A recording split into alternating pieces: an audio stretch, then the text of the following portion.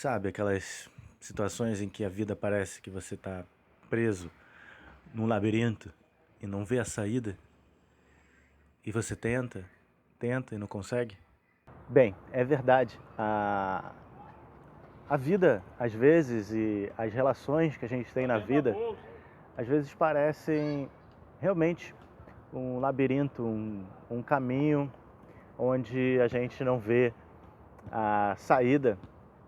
E não é qualquer saída, lógico, é aquela saída que vai levar a gente para um lugar feliz, um lugar alegre, um lugar que traga a satisfação, né? Aquela tão sonhada felicidade que a gente busca tanto, de tantas maneiras. E uma das coisas que definem essa situação da nossa vida e a forma como a gente percebe isso na nossa vida são as primeiras relações, geralmente com os nossos pais, cuidadores, na escola, enfim. Eu vou contar uma história para você entender um pouco melhor. Para quem já me conhece, já segue meu trabalho, sabe que eu sou filho adotivo e que eu achei a minha mãe biológica há poucos dias, na verdade. Eu estou vivendo um momento de felicidade muito grande e eu estou aprendendo também a utilizar certas coisas que algum tempo atrás me pareciam ruins e desagradáveis, ou até mesmo caminhos sem saída, onde eu me sentia preso e com medo. Eu estou aprendendo também a cada dia a utilizar isso ao meu favor. É por isso que eu estou fazendo questão de compartilhar esses vídeos com vocês, vídeos mais sinceros, mais práticos, de coisas que eu realmente tenho propriedade para falar. Não falar de qualquer coisa só para ocupar espaço. Essa história, ela fala de um relacionamento que eu tive, que foi um relacionamento que durou aproximadamente 11 anos, um pouco mais, enfim. E como eu digo hoje, né, não vejo isso nem como um relacionamento. Eu vejo essa fase da minha vida como o resultado de esquemas iniciais desadaptativos. Eu vou procurar falar um pouco melhor o que são esses esquemas iniciais desadaptativos depois que eu contar essa história para vocês. E dentro dessa relação eu me via muito inferior a essa namorada de adolescência, né? E eram situações que hoje, enfim, se fosse fazer um filme, seria um bom filme de comédia. Porque eu lembro de uma situação em que eu peguei a minha mesada e comprei logo quando saiu a operadora Oi, né? Então tinha aquelas promoções de você comprar um número, escolher outros números para falar de graça por tempo indeterminado e tudo mais. E eu comprei 2 aparelhos Nokia, né, que saíram, aqueles aparelhos quadradinhos, os primeiros aparelhos mais modernos, né, pequenos, mais compactos. E aí eu fui carregar, né, carreguei os dois, carreguei o meu e dela, lógico, pra tipo chegar lá e o telefone já tá carregado, para eu dar o presente para ela, eu todo feliz, todo empolgado, né. Quando eu cheguei na casa dela para dar esse presente, dia dos namorados, a reação dela foi completamente ao contrário do que eu imaginava, enfim, não ao contrário, totalmente incoerente do que eu imaginava. E ela ficou com muita raiva, porque você, já que você queria me dar um presente, por que você abriu meu presente, carregou meu celular, eu que tinha que carregar, e brigou comigo, me deu um mau esporro. E a minha vontade era de mandar ela para aquele lugar e falar, então me dá essa porra aqui, desculpa o termo, mas vá pra, né, vá pra merda e acabar o relacionamento na hora. Na verdade, essa não foi a primeira vez. Teve uma vez, nós estávamos em Arraial do Cabo, antes disso acontecer, se eu não me engano foi antes, foi a primeira coisa que me fez entrar em contato com o meu esquema de abandono, né, e instabilidade. E uma das formas desse esquema acontecer é a gente evitar os esquemas, né? Para evitar os afetos intensos que são muito negativos à nossa percepção. E então, ela gostava muito de miojo de tomate, eu lembro disso, e eu fiz para ela. Eu gosto muito de cozinhar, eu gosto mesmo um simples miojo, eu gosto de incrementar e colocar algumas coisas a mais. Eu fiz e dei o prato na mão dela, e eu pedi um pouco para eu provar como é que tava, que eu não tinha provado. Ela, se você quiser faz um para você. Eu, que isso, né? Tipo, não consegui acreditar no que estava acontecendo. E essa acho que foi a primeira vez que essa relação disparou esse esquema de abandono. E teve outras situações, né? As situações mais cômicas que eu lembro era quando, nesse mesmo celular que a gente se falava, e foi a pior coisa que eu fiz foi ter comprado realmente esse celular pra gente. Esses dois celulares, né? De falar de graça o tempo todo, enfim. Foi a minha prisão. Eu achava que era pra gente estar podendo falar. Oi, tudo bem? Como é que tá? Tô com saudade. E quando a gente vai se ver? Hoje a gente... coisas assim, de namorados, adolescentes, né? Era uma forma dela me manipular. E eu não vi isso, só fui enxergar isso muito depois. Então, eu tenho amigos, eu posso estar um pouco afastado deles, mas são meus amigos, que são amizades realmente sinceras. Eu estava na rua, conversando, na esquina, adolescente, né, trocando a ideia. Às vezes eles estavam jogando futebol, eu estava lá, apesar de não jogar futebol, né? Eu ficava lá, a gente conversava, trocava ideia, enfim. E ela me ligava, né? E uma vez eu falei que eu estava na rua com meus amigos e foi um escândalo, aquela coisa toda. Você, não sei o quê. Você quer ficar sozinho? Você tem mesmo que ficar sozinho, porque você está pensando o quê? Você quer ficar na rua com seus amigos? E aquilo me fez sentir medo de que ela me abandonasse, né? E então eu fui para casa e falei, olha, eu tô em casa. Se fosse hoje, né, a gente ligava o Skype, o WhatsApp, mandava lá uma foto, enfim, para mostrar que eu estava em casa, né? Tirava uma selfie lá no meu quarto. E isso aconteceu várias vezes, né? E eu passei a mentir para ela por causa disso. Então, às vezes eu estava na rua, estava com meus amigos e o telefone tocava, eu disfarçava, né? Colocava para vibrar. E aí eu disfarçava e me afastava, falava, olha, tem que ir, não sei o quê, porque eu tenho que fazer um negócio para minha mãe, eu tenho que resolver uma coisa, enfim. E aí eu me afastava e quando eu virava a esquina eu falava, fazia uma voz de sono e dizia, não, eu tô em casa, tô no meu quarto, tava dormindo, por isso que eu não atendi, agora que eu ouvi, e dava mil desculpas farrapadas, fundamentadas nesse meu medo dela me abandonar. Pelo medo de eu estar sendo errado, de eu não estar me encaixando naquela relação. Também é um outro esquema, né, de defectividade, onde a gente se sente não apto, né, ao tipo de expectativa que é criada em cima de nós. E aí eu fingia que estava um sinal ruim, desligava e saía correndo para casa, ansioso, com medo de ser retaliado, de ser criticado, de ser abandonado e não atender as expectativas que ela criava, que eram expectativas completamente irrealistas, né? Isso só era uma repetição de relações do meu passado, com meus pais, não com os meus pais, na verdade, mas com meu pai, em comparação às minhas irmãs e outros primos. Meu pai até hoje ele compara muito.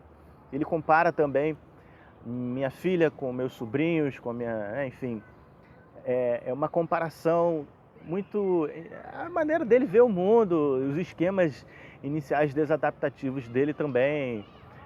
É um militar aposentado, então tem uma visão muito rígida, muito limitada muito passivo, agressivo, né?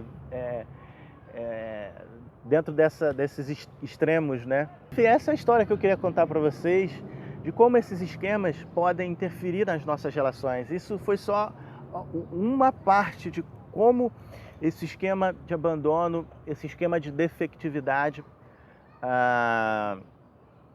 atrapalhava a minha vida, o meu desempenho, e como eu me anulava, né, para evitar sentir esses afetos desproporcionais, esses afetos negativos que eram apenas aprendizados e não funcionavam muito bem, não tinha uma funcionalidade. Apesar de eles serem chamados assim como desadaptativos, no início da nossa vida, nas primeiras relações, eles na verdade servem para a gente se adaptar àquele ambiente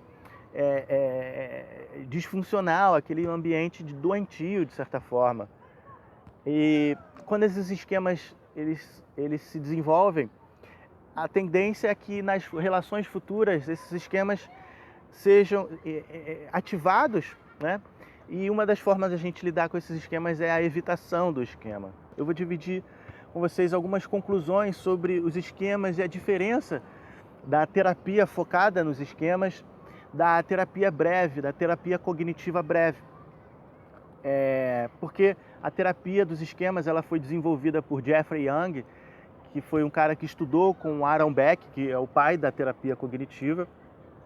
E essa terapia focada nos esquemas ela foi desenvolvida através de estudos sistemáticos na observação de clientes ou pacientes crônicos, aqueles pacientes com transtornos de personalidade ou pacientes crônicos, aqueles mais difíceis, né, que têm depressão crônica ou ansiedade crônica, síndrome do pânico crônico, que já sofrem com isso há décadas e décadas. Então eu vou ler rapidamente, tá? E depois eu vou estar disponibilizando uma parte de um áudio dessa aula.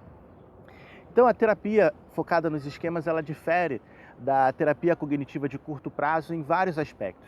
O primeiro é que há menos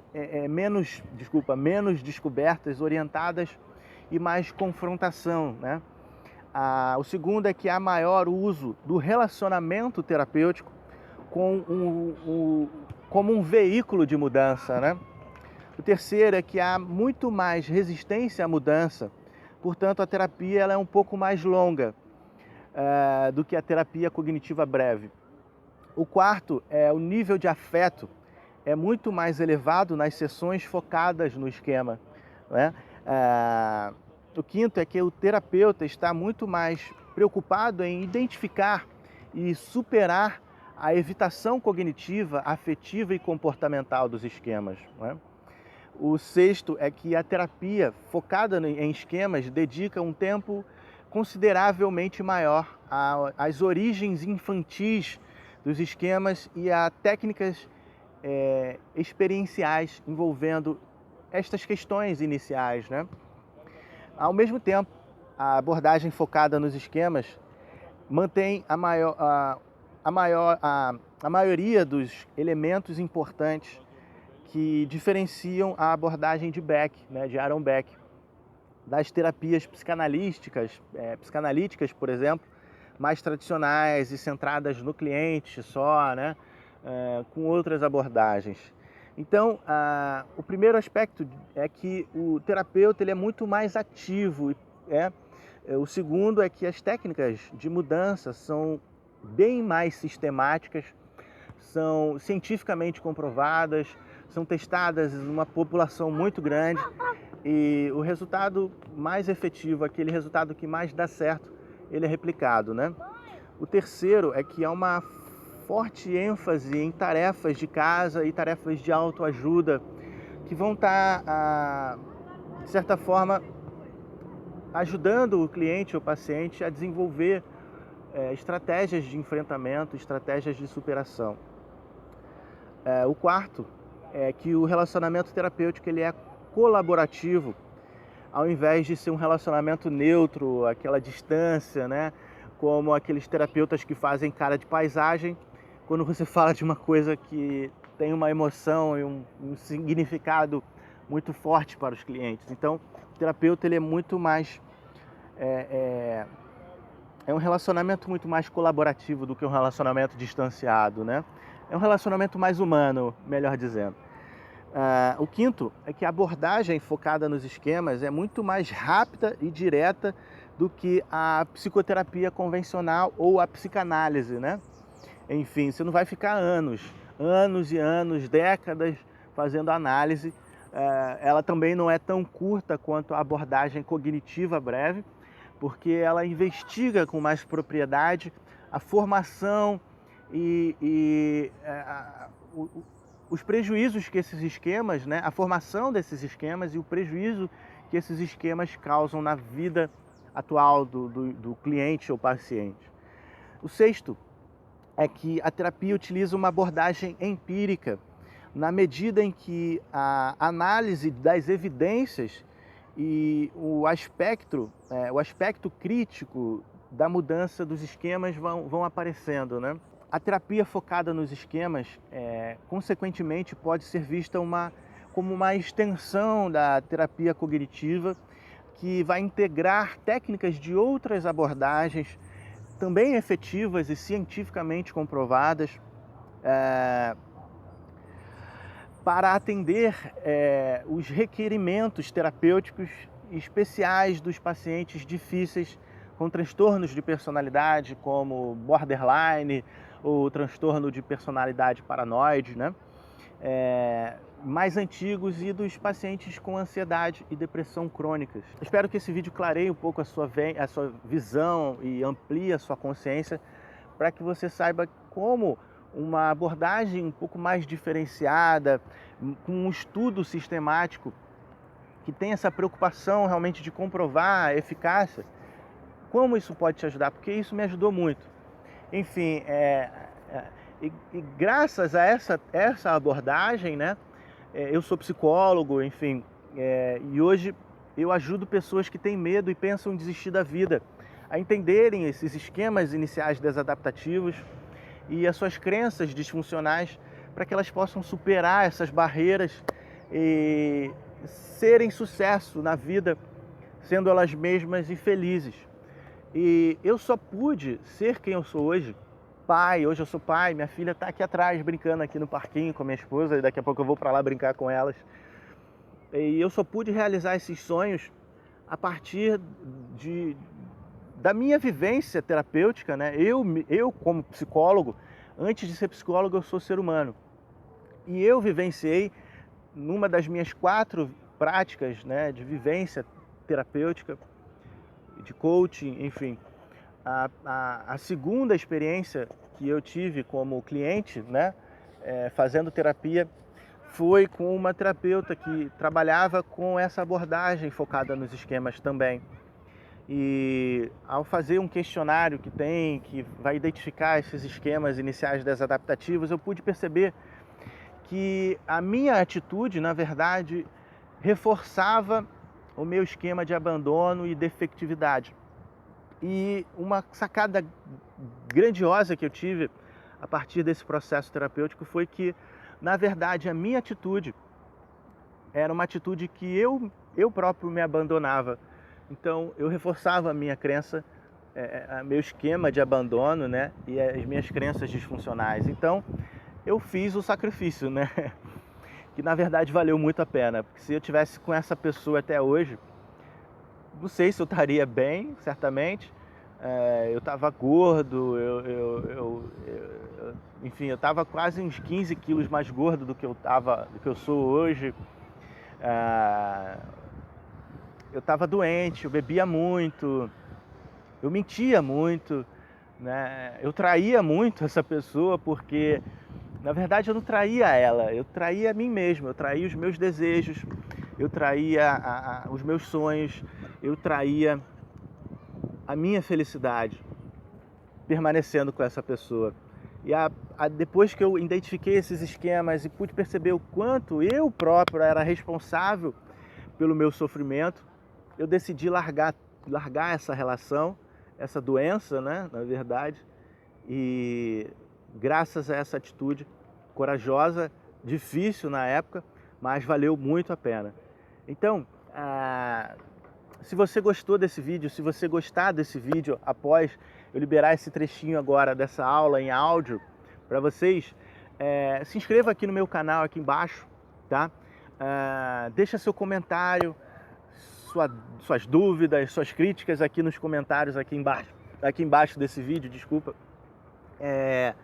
Isso vai fazer toda a diferença para eu saber se realmente está valendo a pena eu sair da brincadeira com a minha filha e com a minha esposa para estar gravando esse vídeo para vocês. Mas eu acho que é importante, porque foi importante para a minha vida e eu só sou pai hoje graças a essa abordagem focada nos esquemas. Então, curte aí meu canal se você gostou, deixa seu comentário aqui embaixo e fique agora com esse trecho da minha aula falando um pouco mais sobre os esquemas iniciais desadaptativos e como eles são formados e desenvolvidos na nossa vida, a princípio, para a gente se adaptar e sobreviver a essa família disfuncional. E depois esses esquemas são repetidos nas outras relações e aí sim, eles viram esquemas iniciais, né? Porque são do início da nossa vida e aí eles se tornam desadaptativos e trazem prejuízo para a nossa vida, impedem a nossa felicidade. Bom, foram identificados 18 esquemas iniciais desadaptativos e esses 18, eles abrangem temas que foram observados na maioria dos pacientes, clientes atendidos por Jeffrey Young a longo prazo na sua clínica. E a maioria desses clientes crônicos no processo de terapia e psicoterapia apresentam mais de um desses esquemas nucleares.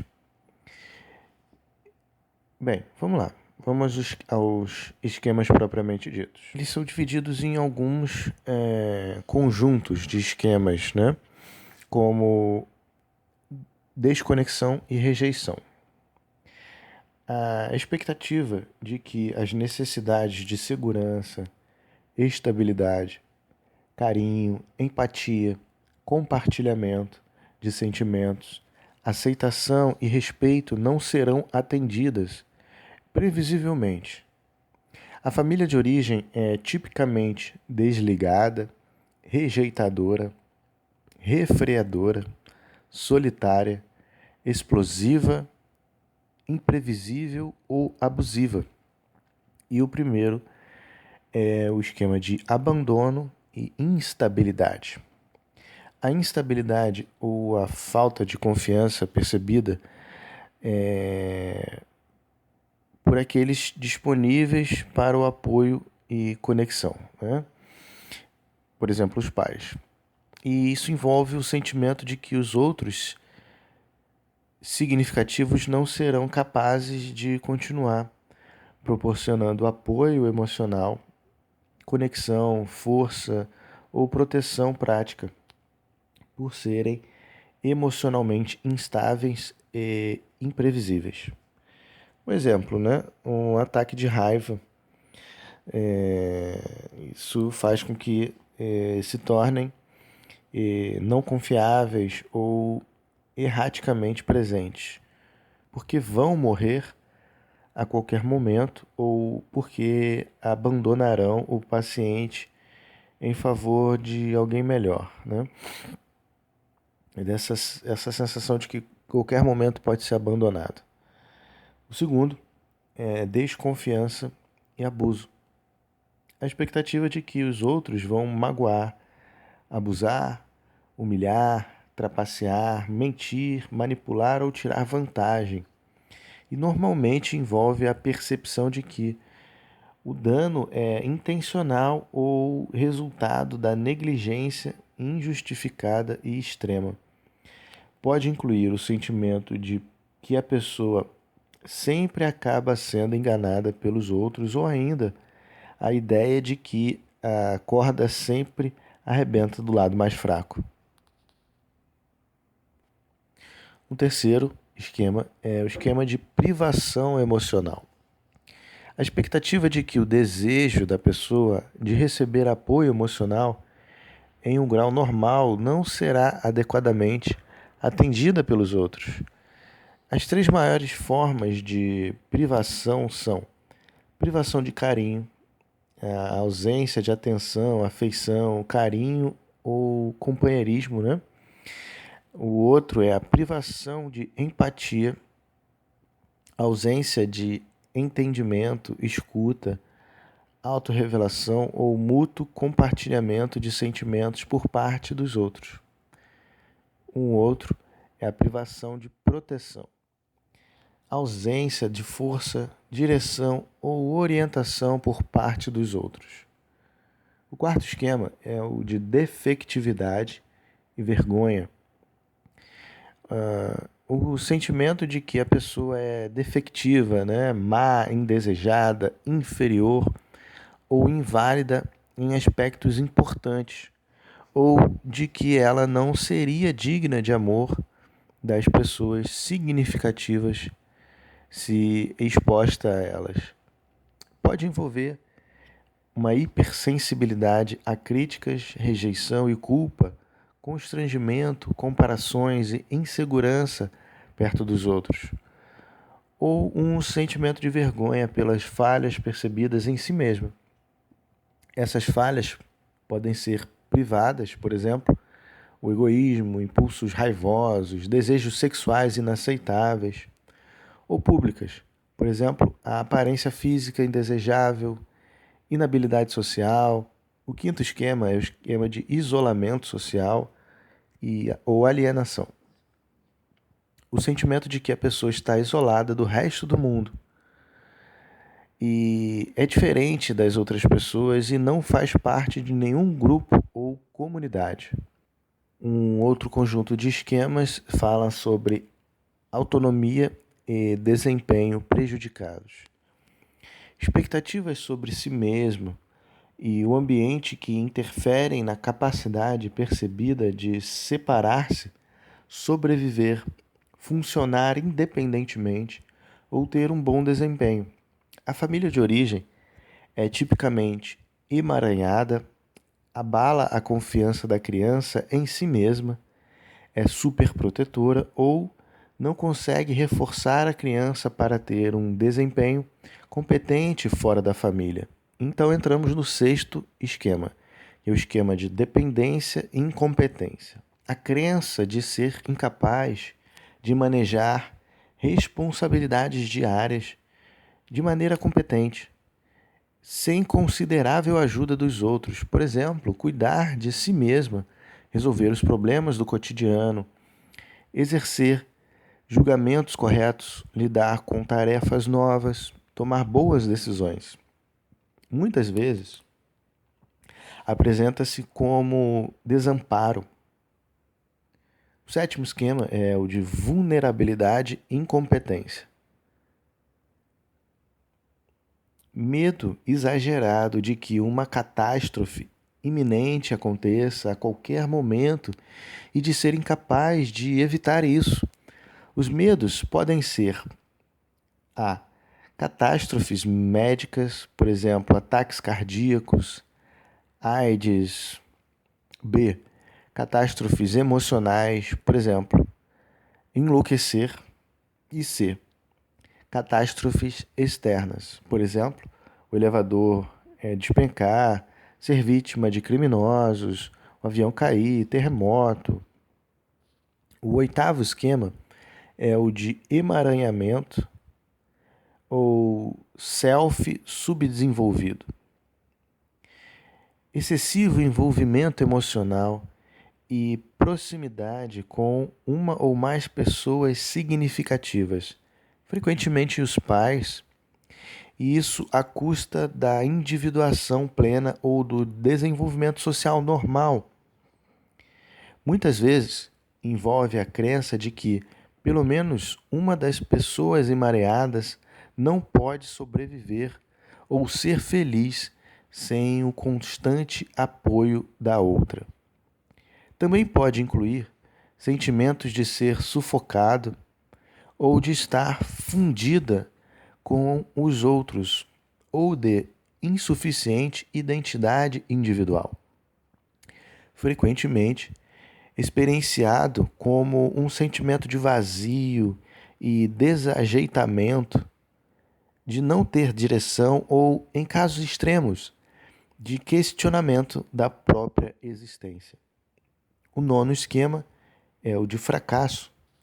A crença de ter falhado, de que inevitavelmente fracassará, ou de ser fundamentalmente inadequada em relação aos iguais, em áreas de realização, na escola, carreira, esportes, etc.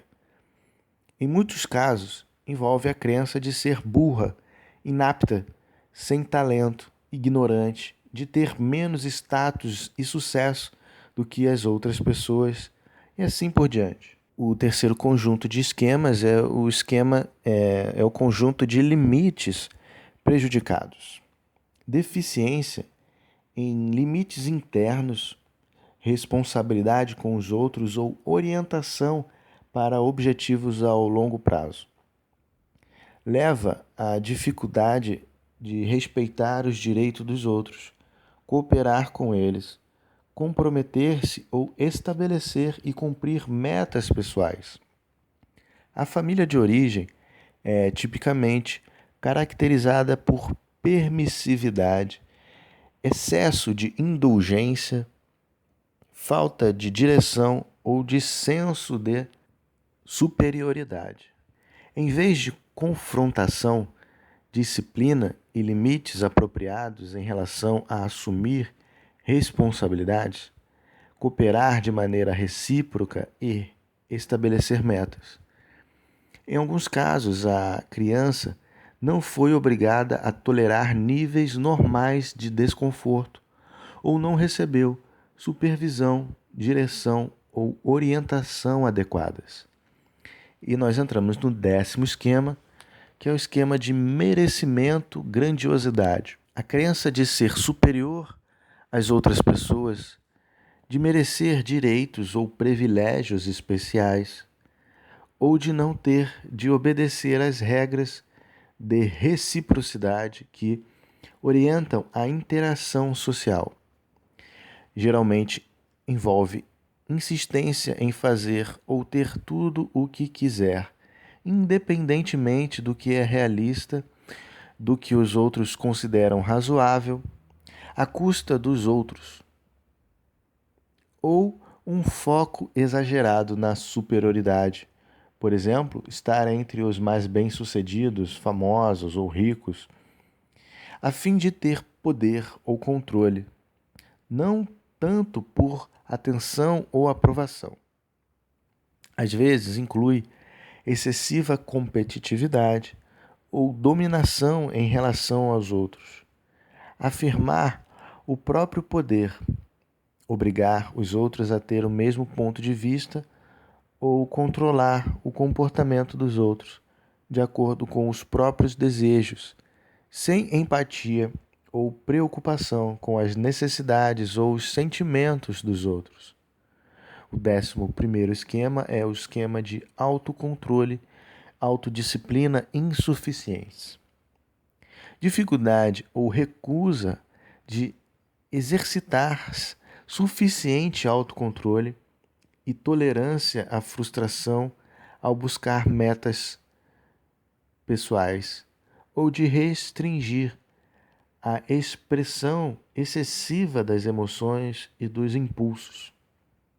Em sua forma mais branda, o paciente apresenta uma ênfase exagerada na evitação do desconforto, à custa da realização pessoal, comprometimento ou integridade. O 4º conjunto de esquemas é o de orientação para o outro. Um foco excessivo nos desejos, sentimentos e respostas dos outros, à custa das próprias necessidades, a fim de obter amor e aprovação. Manter o sentimento de conexão ou evitar retaliação. Muitas vezes envolve a supressão e ausência de consciência da própria raiva e das inclinações naturais. A família de origem é tipicamente baseada na aceitação condicional. As crianças precisam suprimir aspectos importantes de si mesmas a fim de obter amor, atenção e aprovação. Em muitas dessas famílias, as necessidades e os desejos emocionais dos pais, ou aceitação e status social, são mais valorizados do que as necessidades e os sentimentos de cada criança. E aí entramos no 12º esquema, que é o esquema de subjugação. Excessiva submissão ao controle dos outros por sentir-se coagido, normalmente para evitar raiva, retaliação ou abandono.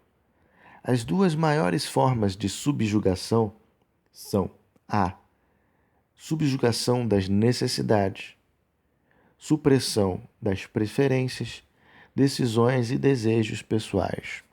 B. Subjugação das emoções, supressão da expressão emocional, especialmente a raiva. Envolve a percepção de que os próprios desejos, opiniões e sentimentos não são válidos ou importantes para os outros.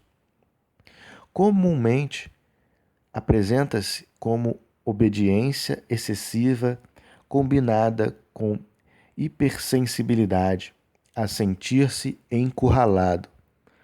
Pode levar também à escalação da raiva, manifestada em sintomas desadaptativos, por exemplo, comportamento passivo-agressivo, explosões descontroladas de raiva, sintomas psicossomáticos, retirada da afeição, atuação, abuso de substâncias. O 13º esquema é o de autossacrifício. Foco excessivo no atendimento voluntário das necessidades alheias nas situações do cotidiano, à custa da própria gratificação. As razões mais comuns são evitar causar dor nos outros, evitar a culpa por sentir-se egoísta ou manter a conexão com pessoas percebidas como carentes. Resulta muitas vezes de uma aguda sensibilidade à dor alheia. Às vezes, a pessoa sente que suas próprias necessidades não estão sendo adequadamente atendidas e fica ressentida com aqueles que estão sendo cuidadas. Sobrepõe-se ao conceito de codependência. O 14º esquema é o de busca de aprovação, busca de reconhecimento.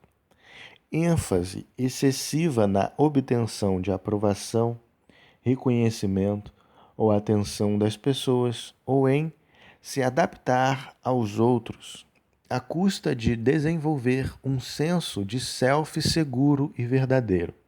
O senso de autoestima depende principalmente das reações alheias e não das inclinações naturais.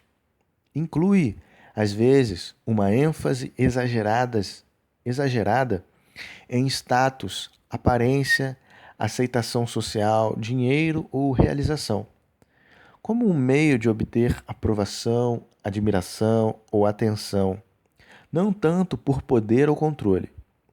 Resulta em que as decisões de vida mais importantes não são autênticas ou são insatisfatórias, ou na hipersensibilidade à rejeição. O quinto e último conjunto de esquemas é sobre supervigilância e inibição. ênfase excessiva na supressão dos sentimentos, dos impulsos e das escolhas pessoais, espontâneas ou na criação de regras e expectativas internalizadas, rígidas sobre o desempenho e o comportamento ético, à custa da felicidade, autoexpressão, relaxamento, relacionamentos íntimos ou saúde.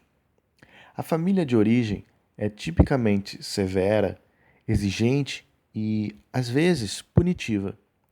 Desempenho, dever, perfeccionismo, seguir regras, escolher emoções e evitar erros predominam sobre o prazer, alegria e relaxamento. Existe uma propensão ou pessimismo e a preocupação de que as coisas não vão dar certo se a pessoa não for vigilante ou cuidadosa o tempo todo. E aí entramos no 15º esquema, que é o negativismo-pessimismo. Um foco amplo e permanente nos aspectos negativos da vida, dor, morte, perda, desapontamento, conflito, culpa, ressentimento, problemas não resolvidos, possíveis erros, traição, coisas que podem dar errado, entre outras. Ao mesmo tempo em que se minimiza ou negligencia os aspectos positivos ou otimistas. Inclui uma expectativa exagerada em diversas situações profissionais, financeiras ou interpessoais, de que as coisas acabam dando muito errado, ou de que aspectos da vida que parecem estar bem possam piorar. Geralmente, envolve um medo extremo de cometer erros que possam levar a colapso financeiro, perdas, humilhação ou situações muito desagradáveis. Uma vez que os possíveis resultados negativos são exagerados, esses clientes são, em geral, caracterizados por preocupação, vigilância, queixas ou indecisões crônicas. O 16º esquema é o de inibição emocional. A inibição excessiva da ação, dos sentimentos ou das comunicações espontâneas, normalmente para evitar a desaprovação dos outros. Os sentimentos de vergonha ou a perda de controle sobre os impulsos. As áreas mais comuns de inibição envolvem a inibição da raiva ou agressão, B. Inibição de impulsos positivos, por exemplo, alegria, afeição, excitação sexual e brincadeiras. C. Dificuldade de expressar vulnerabilidade ou de comunicar-se livremente sobre os próprios sentimentos, necessidades e assim por diante. Ou D. ênfase excessiva na racionalidade enquanto se desconsideram as emoções. O 17º esquema fala sobre padrões inflexíveis, crítica exagerada. A crença subjacente de que é preciso tentar estar à altura de padrões internalizados muito elevados de comportamento e desempenho para evitar críticas costuma resultar em sentimentos de pressão ou em dificuldade para desacelerar ou uma crítica exagerada em relação a si mesma e aos outros. Precisa incluir um prejuízo significativo nas esferas de prazer, relaxamento, saúde, autoestima, senso de realização ou relacionamentos satisfatórios. Os padrões inflexíveis apresentam-se tipicamente como a perfeccionismo, extrema atenção a detalhes ou a uma subestimação do bom desempenho da pessoa em relação à norma. B. Regras rígidas e deveres em muitas áreas da vida, incluindo preceitos morais, éticos, culturais ou religiosos, irrealisticamente elevados. Ou C. Preocupação com o tempo e eficiência a fim de realizar mais. O último, 18º esquema, caráter punitivo. A crença de que as pessoas devem ser severamente punidas por cometer erros envolve a tendência a uma atitude zangada, intolerante, punitiva e impaciente com aquelas pessoas, incluindo a si mesma, que não estão à altura das expectativas ou dos padrões pessoais. Pode-se incluir dificuldade para perdoar erros próprios ou alheios, por uma relutância em considerar circunstâncias atenuantes ou a imperfeição humana, ou empatizar com o sentimento.